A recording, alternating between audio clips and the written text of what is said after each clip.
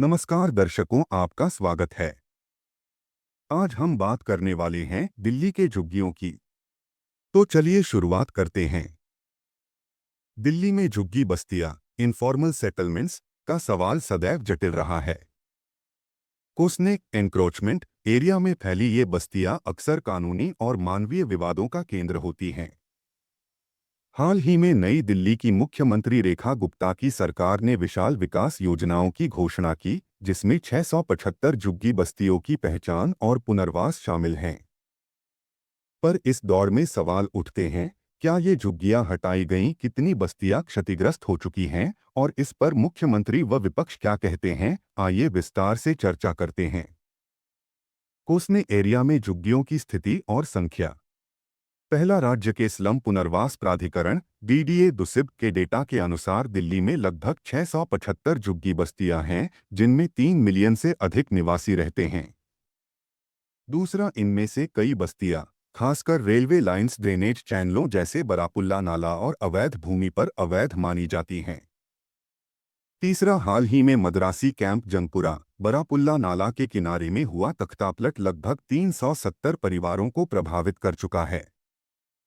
चौथा, इसके अलावा किस संख्या में झुग्गियां चली गईं?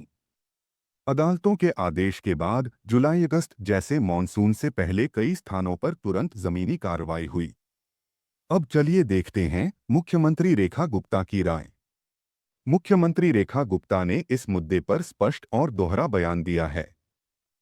उन्होंने कहा है, कोर्ट का आदेश सर्वोपरि होगा।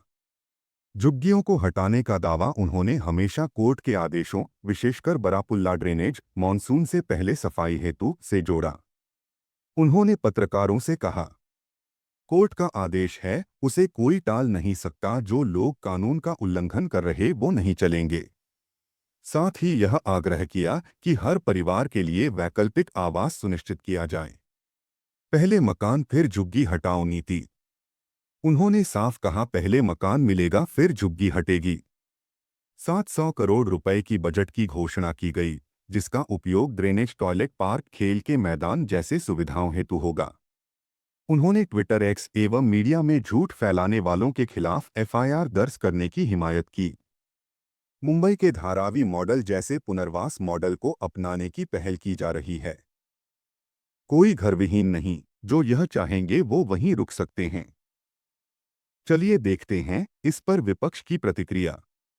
नई दिल्ली में बदलते राजनीतिक परिदृश्य में आम आदमी पार्टी व कांग्रेस ने केंद्र व राज्य की कार्यवाही को लेकर तीखी टिप्पणी की।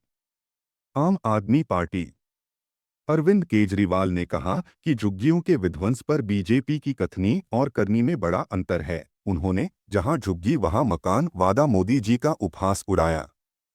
मोदी सेड, जहां झुग्गी वहां मकान, लेकिन हकीकत है जहां झुग्गी वहां मैदान निकली। उन्होंने आरोप लगाया कि बीजेपी सरकार ने मात्र 5 महीनों में ही झुग्गियों को निकाला, जबकि आपके 10 वर्षों में ऐसा नहीं हुआ। आतिशी सौरभ भारद्वाज सहित आप नेताओं ने कहा कि कई परिवारों को तो घर नहीं बल्कि दूर नरेला में दुर्गल मकान दिए गए, जहां कम रोजगार, आधारभूत सुविधाओं का अभाव है। आतिशी ने एक्स में लिखा, जिन्हें मकान मिले वो बोले कि वो झुग्गी छोड़ेंगे ही नहीं, अधिकांश को अभी तक घर नहीं मिले। ये कहते हुए उन्होंने सरकार पर आरोप लगाया कि यह वादा अधूरा है। कांग्रेस प्रवक्ता नरेश कुमार ने इस योजना पर सवाल उठाए और कहा कि 700 करोड़ रुपए तो बताए गए हैं, लेकिन ऑडिट कहाँ है? स्लम रीडेवलपमेंट किस एजेंसी के जिम्मे है? उन्होंने निवासियों को स्थायी मकान दिए बिना उनकी झुग्गियां तोड़े जाने की आलोचना की। उन्होंने सुझाव दिया कि स्थानीय समुदायों को रीडेवलपमेंट में शेयर होल्डिंग से जोड़ा जाए और पारदर्शिता सुनिश्चित हो। अब चलते कुछ और अहम चर्चाओं पर। रेखा गुप्ता का जवाब स्पष्ट है, कोर्ट का आदेश रहा तो कार्रवाई करेंगे, लेकिन पुनर्वास पहले होगा। वहीं विपक्ष कहता है, बहुत कम लोगों को मकान मिले, जो मिले वो तो दूर बसे या अधूरे हैं। 700 रुपए करोड़ का बजट और धारावी मॉडल पर अध्ययन इसके पक्ष में है।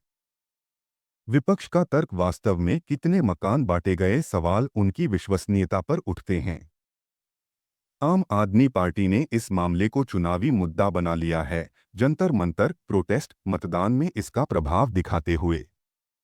कांग्रेस का आरोप है, अगर यह सच में गरीबों का विकास है, तो क्यों डेटा और ऑडिट गायब है? अब बात करते हैं, इस चर्चा का क्या सुझाव होना चाहिए। सरकार को चाहिए कि पुनर्वास प्रक्रिया का ऑडिट रिपोर्ट जनता के लिए प्रकाशित करे। स्थानीय कम्युनिटी एलायंस बनाकर उन्हें रीडेवलपमेंट योजना में शामिल किया जाना चाहिए।